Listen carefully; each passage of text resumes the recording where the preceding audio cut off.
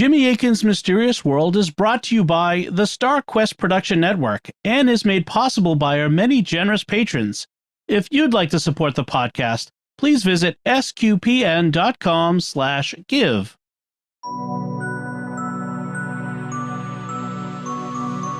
You're listening to episode 268 of Jimmy Akin's Mysterious World, where we look at mysteries from the twin perspectives of faith and reason. In this episode, we're talking about hearing mysterious voices. I'm Dom Bettinelli, and joining me today is Jimmy Akin. Hey, Jimmy. Howdy, Dom. What would you do if you started hearing voices in your head and no one was there? In mental health circles, hearing voices is often considered a symptom of illnesses such as schizophrenia, mania, and depression. But what if what the voices tell you is true? What should you make of them then? And what could possibly explain this? That's what we'll be talking about on this episode of Jimmy Akin's Mysterious World. Jimmy, where does our mystery begin today? It begins in London, England, and specifically it begins with a gentleman named Ikechukwu Obialo Azuonye.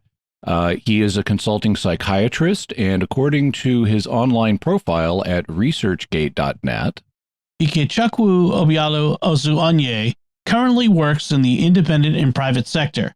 Ikechukwu does research in behavioral science, psychiatry, and mental health legislation. He has a background in neurology and has worked in general adult and forensic psychiatry for most of his professional career. He is interested in consciousness research and supports progress in spirituality in psychiatry. Similarly, according to his profile at forensicandexpertwitness.co.uk, I have been a consultant in psychiatry since January 1985 and have undertaken independent medico-legal work since 1990. In the course of the past 27 years, I have provided written as well as oral evidence to a wide range of decision makers, including courts and tribunals.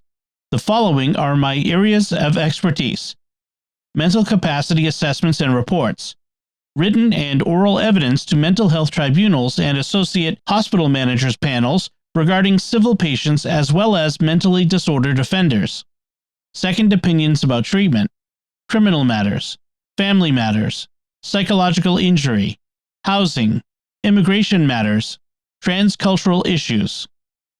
Dr. Azuonye holds multiple degrees, and he's well qualified to address multiple issues. Today's mystery involves one of the strangest cases that Dr. Azuonye has ever encountered. He discussed the case at a conference, and he published an article on it in the British Medical Journal in December of 1997. The case is so strange that I've never heard of another case exactly like it, and I've asked people if they've heard of similar ones, and they haven't. I did online searches of other researchers who cited Dr. Azuonye's case, figuring that later research papers that uncovered similar cases would cite his as precedent, but I didn't find any of the papers citing his that mentioned a similar case. I figured that if anybody had heard of another one, it would likely be Dr. Azuonye himself, because anyone encountering anything similar might consult with him on the case, or at least mention it to him. So I emailed Dr. Azuonye and asked him if, in all the years since he had the case, anyone had told him anything similar had happened in one of their patients. And he emailed me back and said, Dear Jim, good day and how are you? Thank you very much for your interest in my case report of December 1997. No, I have not come across any similar case at any time since then. Kind regards, Ike Azuonye. So even Dr. Azuonye himself has never heard a report of a similar case, and that illustrates how this one is really, really unique. The case involves a person hearing voices in their head. What does that normally signify? While hearing voices can be normal, it is often associated with various mental health issues. According to a 2003 paper in the journal Medical Hypotheses by Dr. Robert Bobrow, hearing voices can be psychiatrically normal, for example, the voice of a recently departed loved one while grieving, or abnormal, associated with schizophrenia 60 to 90% of the time, with mania 20% of the time, and with depression almost 10% of the time. At least that represents a conventional psychiatric view. I actually think there are additional circumstances besides just being in grief where you might hear voices and it wouldn't be a sign of mental illness. But this gives you a sense of how the situation is treated in psychiatric circles. So if you are currently grieving and recently lost a loved one, hearing a voice, specifically the voice of the person you lost, may be normal. However, apart from that situation, it's conventionally thought in psychiatry to be associated with mental illness of some kind. 60 to 90% of the time, that illness will be schizophrenia. 20% of the time, it will be mania. And almost 10% of the time, it'll be depression. So unless you've lost someone, hearing voices is normally considered a symptom of mental illness, most commonly schizophrenia. And so that'll be the first thing that mental health professionals will be likely to diagnose you with, as we discussed in episode 262 on the Rosenhan experiment. Dr. David Rosenhan reported having people check into mental institutions claiming to hear voices that said things like empty, hollow, and thud, and they were almost all immediately diagnosed with schizophrenia. As we discussed in that episode, it appears that Dr. Rosenhan faked and misrepresented his data, but if you go to a mental health professional and report hearing voices, the most likely diagnosis you'll get is schizophrenia. Then let's look at the central figure in the case that Dr. Azuanye encountered. Who was she, and what can you tell us? According to the article Dr. Azuanye published in the British Medical Journal in 1997, the woman can be described this way. Born in continental Europe in the mid-1940s, the patient settled in Britain in the late 1960s. After a series of jobs, she got married, started a family, and settled down to a full-time commitment as a housewife and mother. She rarely went to her general practitioner, as she enjoyed good health and had never had any hospital treatment. Her children had also been in good health. The British Medical Journal does not mention her nationality, but I've elsewhere heard Dr. Azuanye speak about this, and he indicated that she was from Switzerland, so she was of Swiss origin. He says that she was born in the mid-1940s, which would suggest a time frame between 1944 and 1946, or at least between 43 and 47. But by the late 1960s, when she would have been between 20 and 24 years old, she had settled in Great Britain. She held a series of jobs, and she got married, apparently to a British husband, and became a housewife. Both she and her children experienced good health. For reasons of medical privacy, Dr. Azuanye does not give us her real name. Instead, he refers to her in his British Medical Journal article by the initials AB. But AB is a little impersonal, so we're going to refer to her as Annabelle. And Dr. Azuanye reported that in late 1984, something very strange happened. In the winter of 1984, as she was at home reading, she heard a distinct voice inside her head. The voice told her, "Please don't be afraid. I know it must be shocking for you to hear me speaking to you like this, but this is the easiest way I could think of. My friend and I used to work at the Children's Hospital, Great Ormond Street, and we would like to help you." If Annabelle was born in Switzerland in the mid-1940s, she would have been somewhere around 40 years old in 1984. Most likely she would have been in her late 30s. So we'll assume that this was her age, her late 30s, and perhaps around 38. And she heard a voice. Dr. Azuanye elsewhere says it was a male voice, telling her that he and a friend used to work at the Children's Hospital on Great Ormond Street. It's formerly known as the Great Ormond Street Hospital for Children.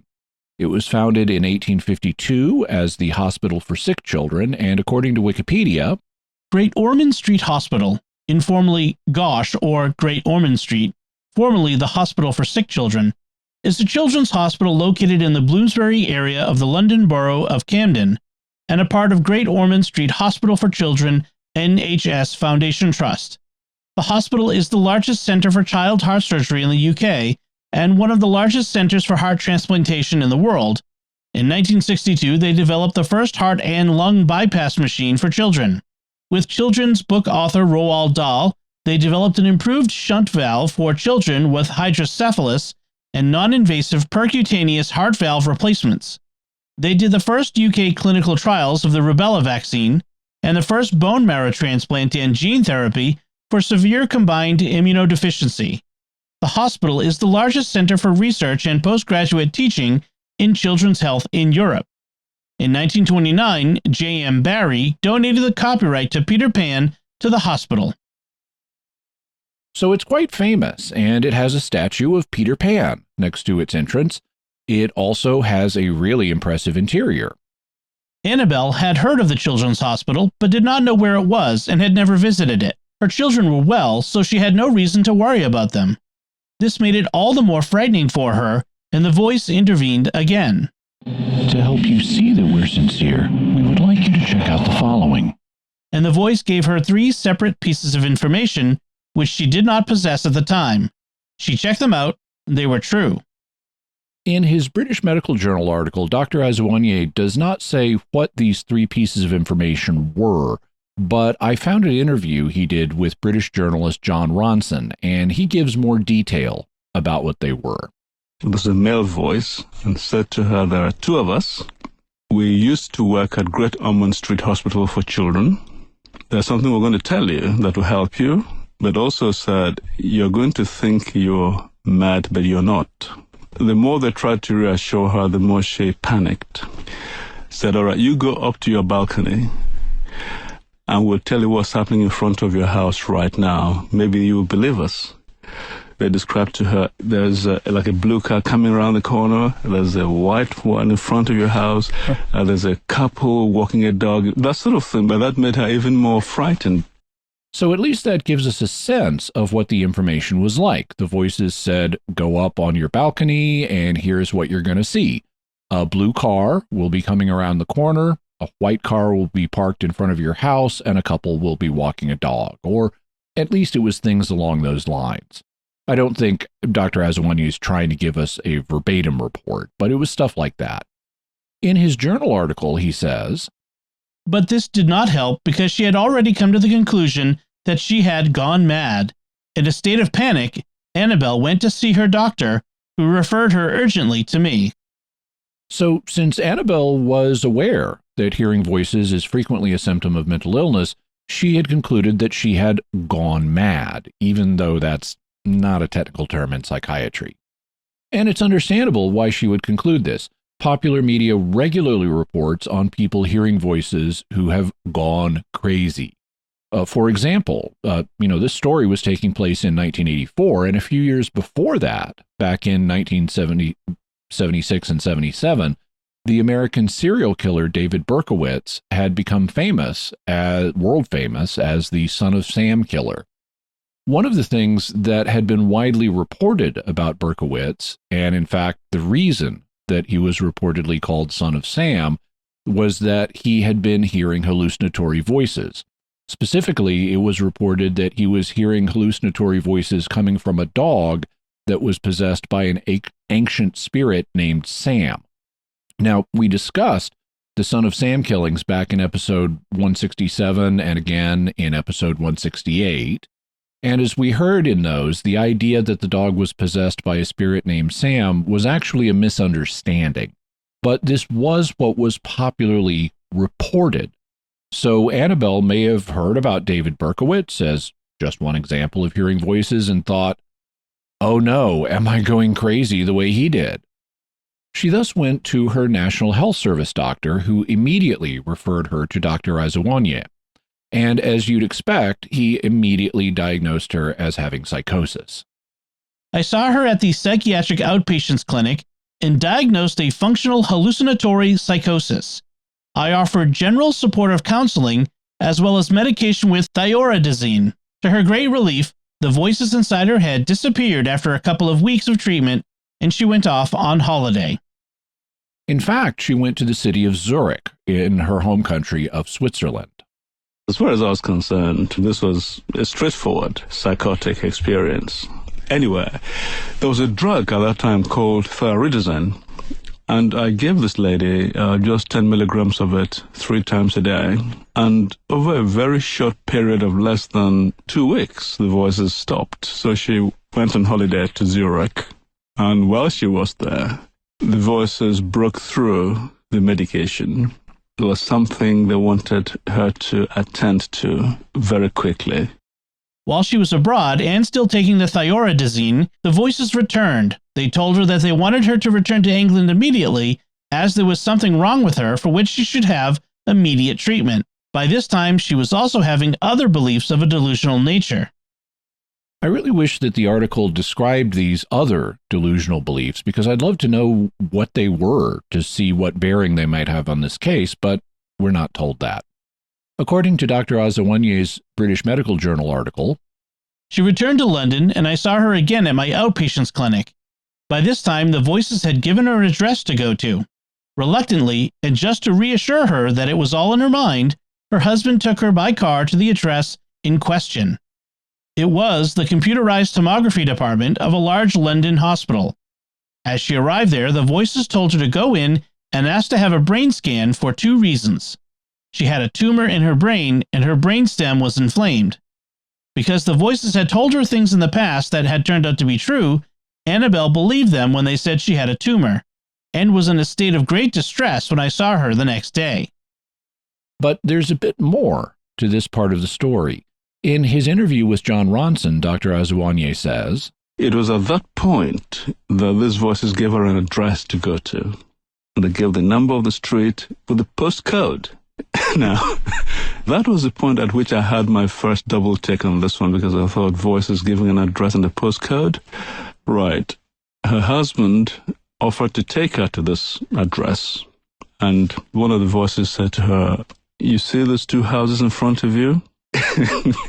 Go through the gap between those 2 houses onto the next street." And she now found herself in front of a particular building, which was the neuroscan department of Queen Square Hospital.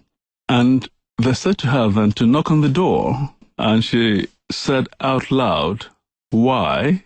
And they said, "Because your brainstem is inflamed and you have a tumor in your brain." So they gave her 2 clinical diagnoses. It was then that she got another appointment to see me urgently the next day.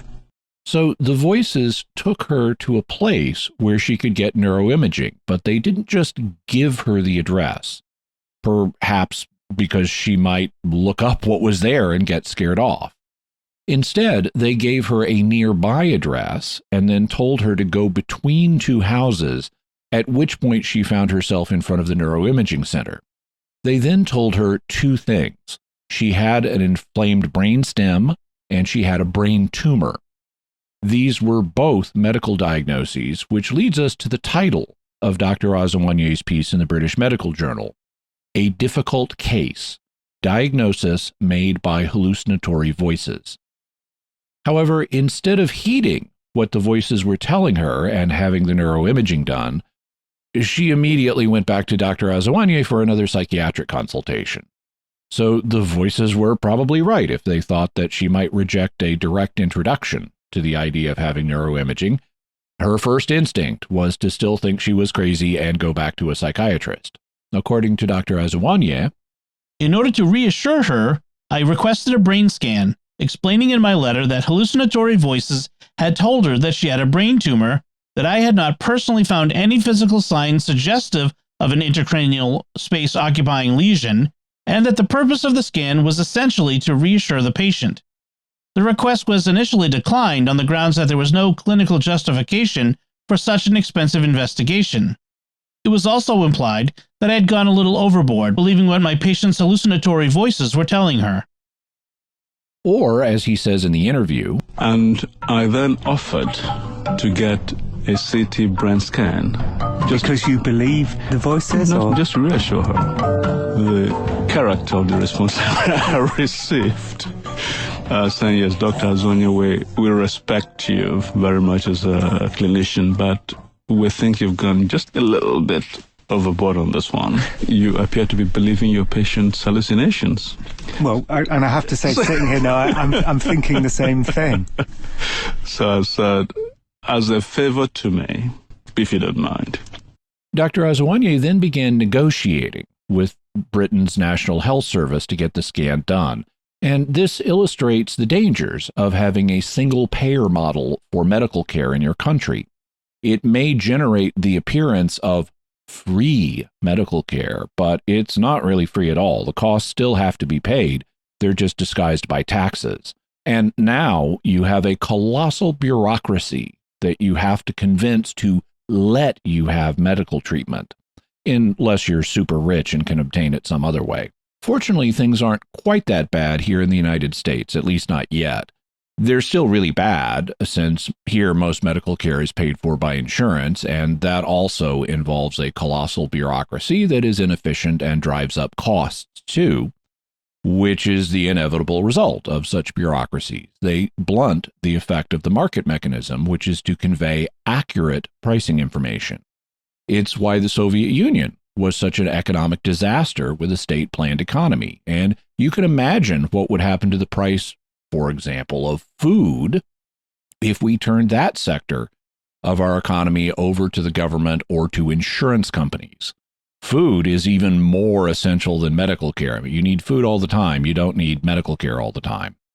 But if we had a single-payer government agency that we had to use every time we needed to buy food, the costs would balloon. And the same would be true if we had food insurance and you needed to fill out paperwork, if grocery stores had to have employees dedicated to processing food insurance claims, and if we had food insurance companies with legions of employees needing to be paid. Food costs and the hassle of obtaining food would skyrocket. That's not to say that you can't have government or insurance programs to cover catastrophic emergency cases.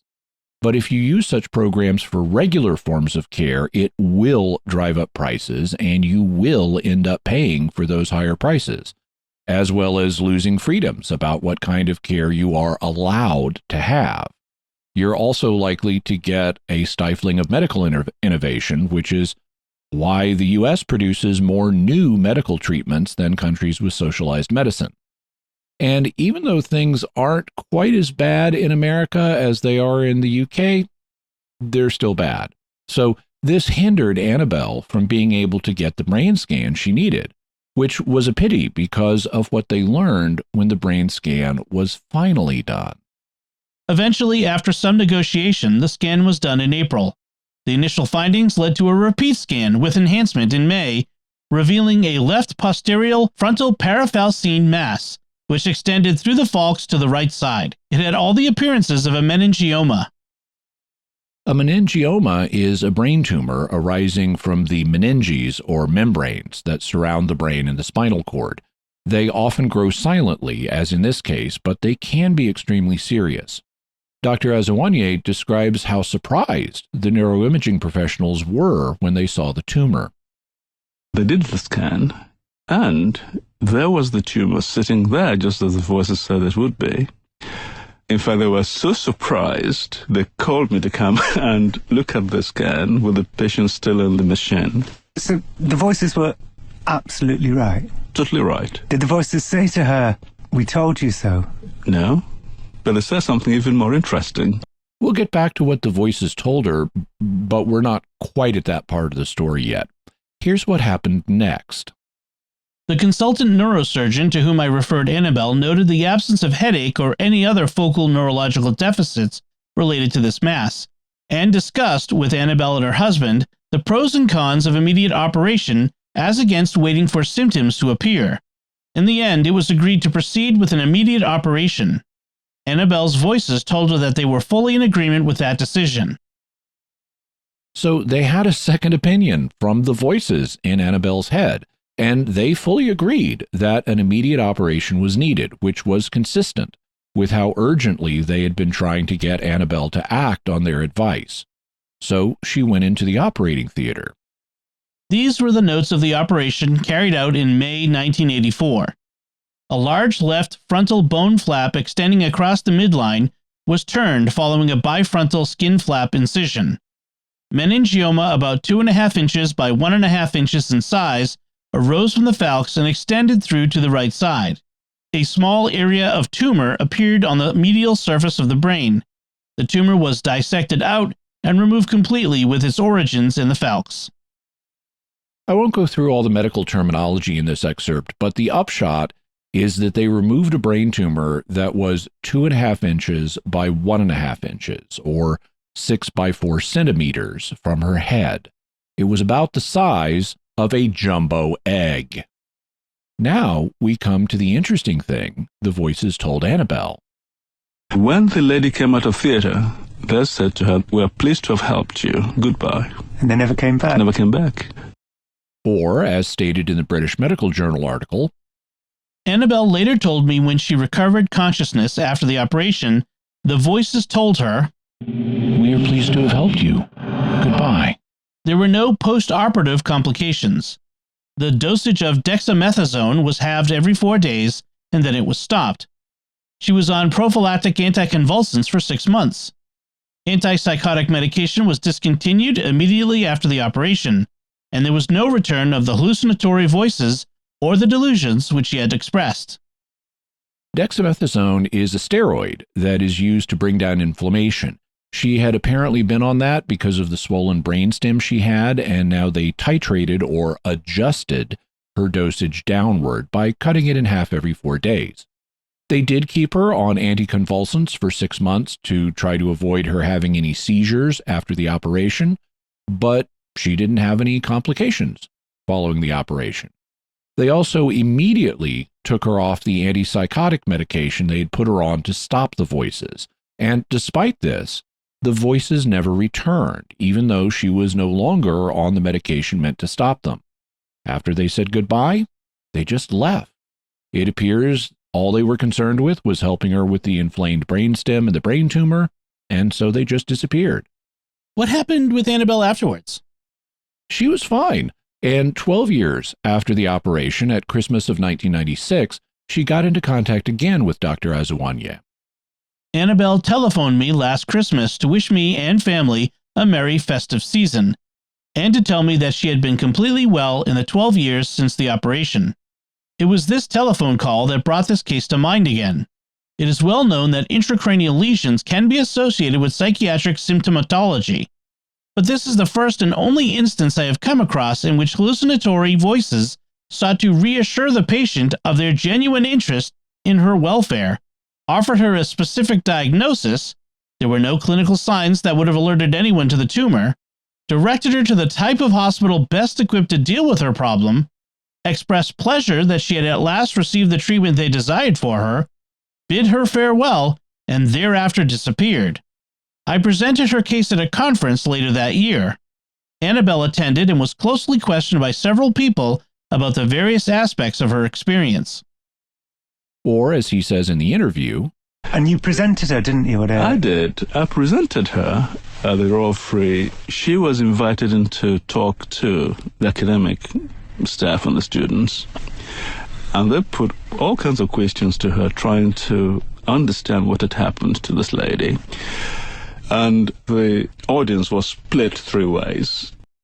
the 3-way split in the audience has to do with the theories that could possibly explain this event, which we'll turn to next. And before we get to those theories, we'd like to take a moment to thank our patrons who make this show possible, including Mark Y., David H., Scott D., John S., and John V.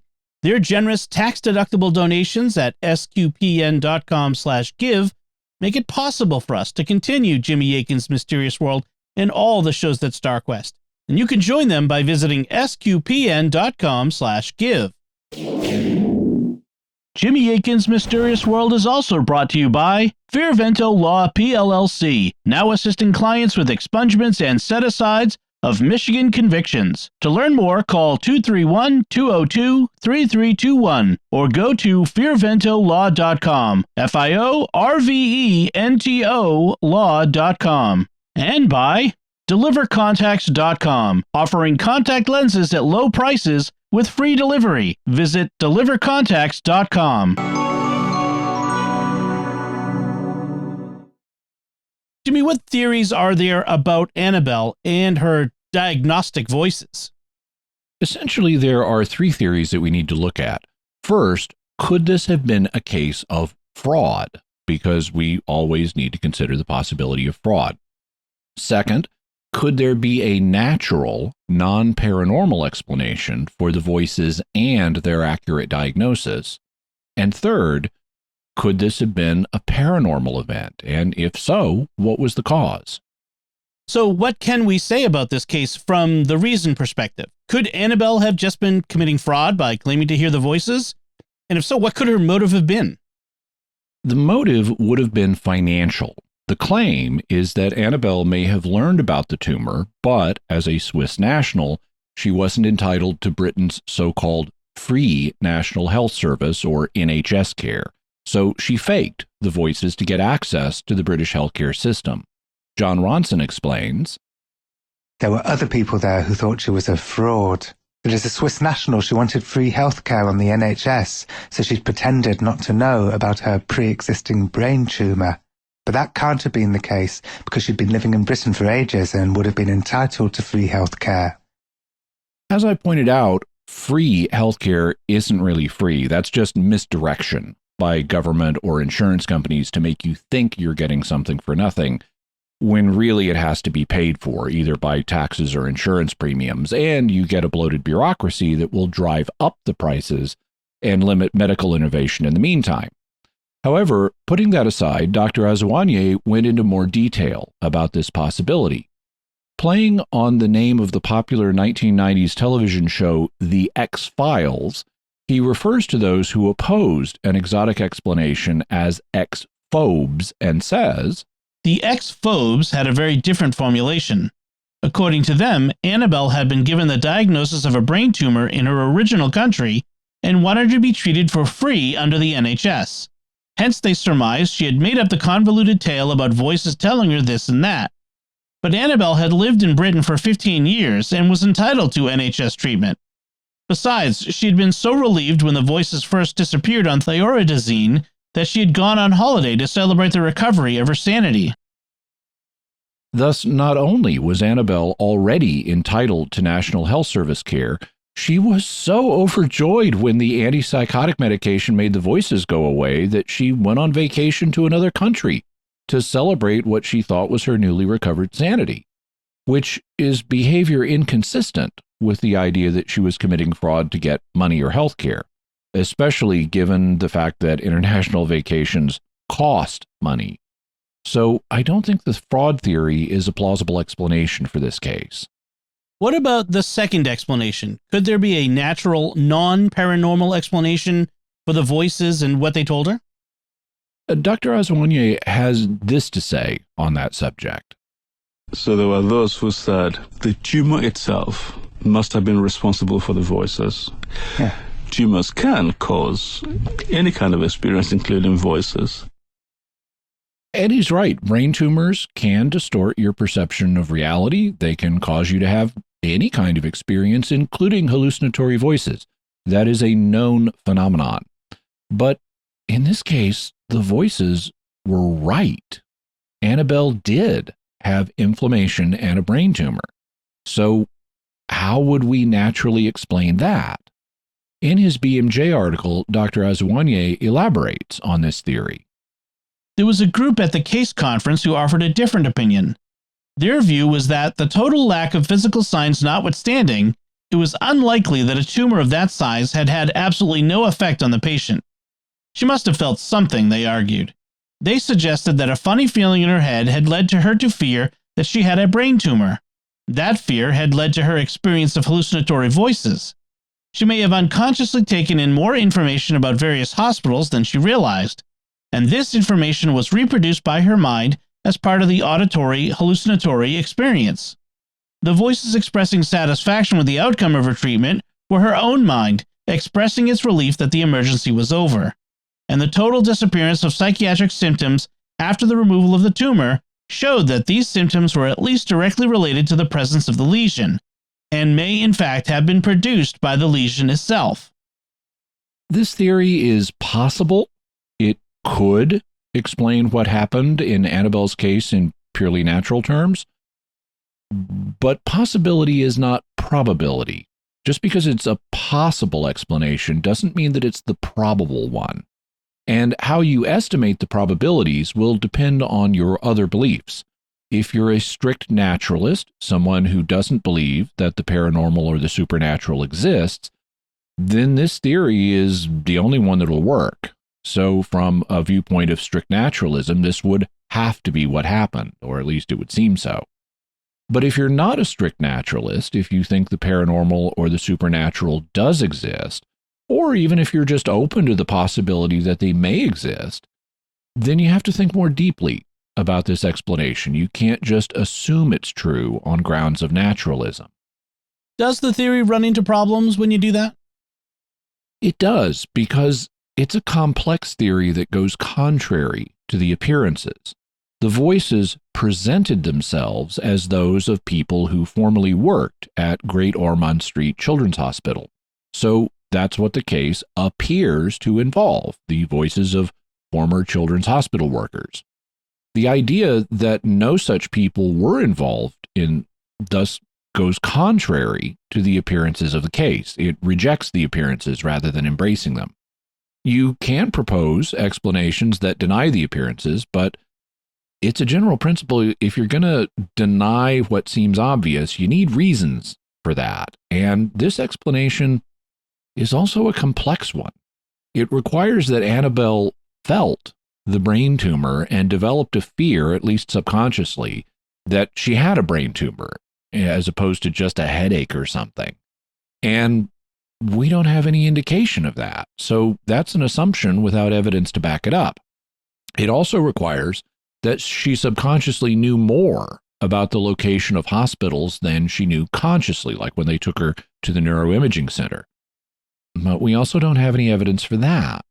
And it requires her subconscious mind to have created messages from the voices that mirrored the different stages of her medical journey, which is quite a stretch and doesn't seem probable to me.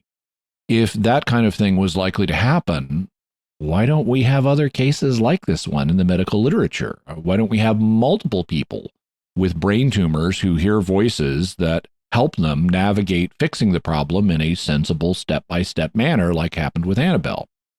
The fact that this case is so unique is an argument that this kind of thing is not likely to happen naturally, because lots of people have brain tumors, but this doesn't happen to them. There also are factors that the theory doesn't explain, like the fact that Annabelle also had an inflamed brainstem, which she was hardly likely to feel the same way she might feel a tumor the size of a jumbo egg. And then there's the fact that the voices told her what was happening in her neighborhood outside of her house, things that she didn't already know, but that she was able to verify by going out on her balcony. Feeling a brain tumor would not let you know things like that unless you're in that John Travolta movie Phenomenon. Not unless the brain tumor had caused you to develop psychic powers. That brings us to the paranormal explanations for Annabelle's experience. What should we say here? As we've discussed in previous episodes, one of the regular problems in parapsychology is whether a given phenomenon actually requires the spirit of a non-living person, or whether it could be explained by psychic functioning on the part of a living person, what's known as living agent psi. Well, hypothetically, Annabelle could have psychically detected the brain tumor and the inflammation and what was going on in her neighborhood, and then her subconscious mind knitted together these psychic impressions and produced the voices that she was hearing. So on this hypothesis, no actual spirits were involved. Another way that living agent psi could be involved would be if there were former employees of the children's hospital involved, but they were still living. Maybe two former hospital employees psychically diagnosed her at a distance and then psychically contacted her to let her know about the problem. On either of these scenarios, no departed spirits would be involved, just living people using psychic functioning, either Annabelle herself or two former hospital employees. What do you make of the living agent psi explanations? I think they're both possible explanations, but that doesn't make them the most likely explanations. Let's consider what the voices initially told her. They said, "Please don't be afraid. I know it must be shocking for you to hear me speaking to you like this, but this is the easiest way I can think of. My friend and I used to work at the Children's Hospital, Great Ormond Street, and we would like to help you. So first, they said, my friend and I used to work at the Children's Hospital. If you hear a disembodied voice speaking in the past tense of what they used to do, it strongly suggests that they are deceased. That's the natural interpretation of hearing a disembodied voice telling you what they used to do. You're going to understand it to be referring to what they used to do in life. You're not going to interpret it as meaning, oh, this is a retired hospital worker that's still living who's talking to me. You're going to think, this is a deceased hospital worker talking to me. So the appearances in this case would be that a couple of deceased spirits were involved. And on general principles, we should stick with how a case appears until such time as we have evidence that the appearances are mistaken. So the involvement of spirits has a leg up on the idea that either Annabelle or two living but retired hospital workers were responsible. Second, notice that the voices were aware that this mode of communication could be alarming to Annabelle. They said, please don't be afraid. I know it must be shocking for you to hear me speaking to you like this. Yet despite that, the voice said, but this is the easiest way I could think of. So consider that. The idea of contacting Annabelle telepathically was the easiest way they could help get her the information that she needed. That statement strongly suggests that the voice was of a departed human spirit, because if these were living individuals, this wouldn't be the simplest way of contacting her. They could just pick up the phone or write her a concerned letter. Either of those would be much easier for a living person to do than sending a complex telepathic message, and it wouldn't have been as alarming or shocking for her to receive a message like that. She would not, for example, have thought she was going crazy by hearing voices. So it sounds like you're leaning toward the idea of actual spirits being involved. Yes, and this is what some in the conference audience thought. In the British Medical Journal, Dr. Azuwanye writes, people who would be called X-Files today rejoiced that what had happened to her was a clear instance of telepathic communication from two well-meaning people who had psychically found that Annabelle had a tumor and sought to help her. He also commented on it in the interview. The most interesting was to hear fellow psychiatrists saying this must have been a paranormal experience. There were real individuals who had a way to help her, and they did. Where are you on in that split? I mean, clearly you don't think she's a fraudster, so... Not at all. I personally believe that she was helped by someone. In my view, this world that we experience is one of many worlds, and I have no difficulty accepting the reality of non-physical worlds and its inhabitants, and I think that she was helped in that manner. And I agree. As someone who believes in both the paranormal and the supernatural, I think that even though other explanations are possible, the most probable explanation, given the facts, is the idea that the spirits of deceased hospital workers contacted Annabelle. So that means, what can we say about this case from the faith perspective then? Could the voices have been demons? Well, anything is possible, but as we discussed in episode 188, you can't just assume things are demons. You need evidence for that, and I don't see any evidence of demonic activity in this case. The voices didn't behave like demons. They didn't try to lead Annabelle or anyone around her into sin. They didn't urge her to adopt false religious beliefs. They didn't try to take over her body. They didn't try to get her to worship idols. They were simply interested in alerting her to a serious medical problem she had, and then they ceased communicating with her once that medical problem was taken care of. I thus think that the most likely explanation is that they were departed human spirits who were trying to help Annabelle. Christian doctrine acknowledges that the spirits of departed humans exist. More specifically, Catholic doctrine acknowledges that spirits of people in heaven, the saints, can appear to people on earth, and Catholic theology commonly holds that spirits in purgatory can also appear to people. So whether these spirits were of hospital workers in heaven or in purgatory, Catholic theology would have no problem with the idea of them appearing to Annabelle in audio form to help her address her medical issue. You just said appear to her, but she didn't ever see them. No, but in parapsychology, appearances, or apparitions as they're known, don't have to involve sight. You can have a visible apparition, but spirits can also appear in other ways, such as in the form of a voice. They can even manifest to other senses, like touch or smell.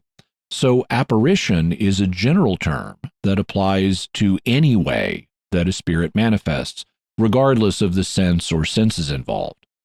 Catholic theology also acknowledges that spirits can manifest in multiple ways. Specifically, what Annabelle experienced would be known as a locution. In English, the word locution refers to an act of speech or an utterance, from the Latin word locutio, meaning a speech or discourse, as in, I am Locutus of Borg, for Star Trek fans, when Captain Picard was assimilated and speaking on behalf of the Borg. Well, in a Christian context, when someone hears an interior voice, it's a form of private revelation known as an interior locution. And that's what Annabelle had when she heard the voices in her head. So, Jimmy, what's your bottom line on the mysterious voices that Annabelle heard? The case that Dr. Azuanye describes involving Annabelle is absolutely fascinating. The voices contacted her, said they were former medical professionals who wanted to help her. They told her things she didn't know about her neighborhood to convince her. When she took medication that made the voices go away for a time, they undertook the effort to break through the effects of the medication while she was on vacation and alerted her to the urgency of her situation. They led her to where she could get neuroimaging. They gave her 2 diagnoses that turned out to be accurate. She had both brain inflammation and a brain tumor. They concurred with living medical professionals that she needed an operation quickly, and once the operation was successfully performed, they said they were pleased to have helped her, and then they said goodbye and never came back. The fraud explanation for this experience does not work. The natural explanation is possible, but not at all probable unless you're a strict naturalist. The living agent psi explanations, both of them, are also possible, but the most probable explanation is that this case involved exactly what it appeared to involve. 2 deceased medical professionals were trying to help a living woman who had an urgent medical condition that she didn't know about. Jimmy, what further resources can we offer to the listeners and viewers? We'll have a link to Dr. Azuanye's article, Diagnosis Made by Hallucinatory Voices. Also, we'll have a couple of his profiles on forensicandexpertwitness.co.uk and researchgate.net. Robert Bobro's paper, Paranormal Phenomena in the Medical Literature, Sufficient Smoke to Warrant a Search for Fire. Also, information about the Great Ormond Street Hospital and John Ronson's interview with Dr. Azuanye. All right, and so will do it for us this time. What are your theories about Annabelle and her remarkable experience with the disembodied voices who accurately diagnosed her condition? You can let us know by visiting sqpn.com or the Jimmy Akin's Mysterious World Facebook page, sending an email to feedback@mysterious.fm, sending a tweet to @mys_world, visiting the StarQuest Discord community at sqpn.com/discord, or calling our mysterious feedback line at 619-738-4515. That's 619-738-4515. And I want to say a special thank you to Oasis Studio 7 for the video and animation work they did on this episode. You can hire them yourself for your video and animation needs, and you can check out their work by going to my YouTube channel, youtube.com/Jimmy Akin. While you're there, I'd really appreciate it if you would subscribe and hit the bell notification so that you always get a notification whenever I have a new video, whether it's Mysterious World or one of the other videos I do.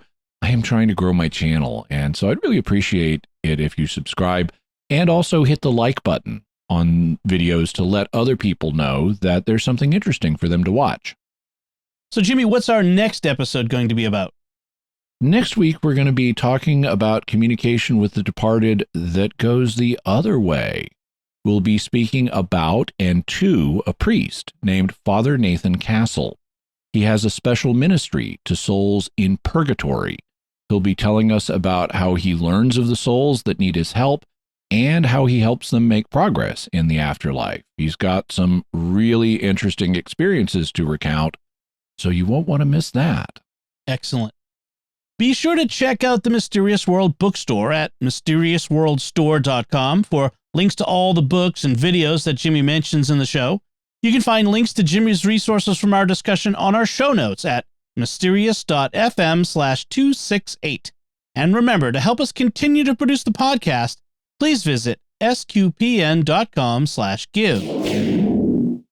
Jimmy Akin's Mysterious World is also brought to you in part by Rosary Army, featuring award-winning Catholic podcasts, rosary resources, videos, and the School of Mary online community, prayer, and learning platform. Learn how to make them, pray them, and give them away while growing in your faith at rosaryarmy.com and schoolofmary.com. Jimmy Akin's Mysterious World is also brought to you by Tim Shevlin's Personal Fitness Training for Catholics, providing spiritual and physical wellness through personalized nutrition, workout and prayer programs, and daily accountability check-ins. Learn more by visiting fitcatholics.com. Until next time, Jimmy Akin, thank you for exploring with us our mysterious world. Thanks, Dom. And once again, I'm Dom Bettinelli. Thank you for listening to Jimmy Akin's Mysterious World on StarQuest.